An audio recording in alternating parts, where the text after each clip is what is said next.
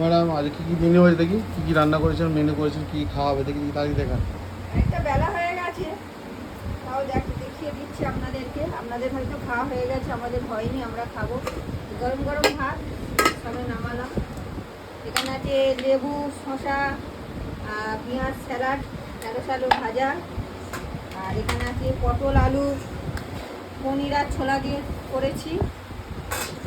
আর এখানে হচ্ছে মোচা আলু ছোলা চিংড়ি।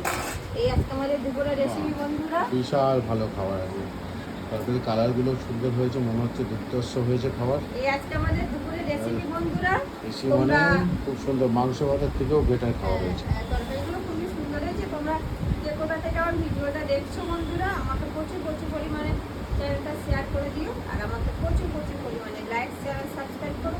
আমাদের একটু ছোট্ট সাপোর্ট আমার যেতে সাহায্য করবে বন্ধুরা। এই গরমে তোমরা সবাই ভালো থাকো, সুস্থ থাকো।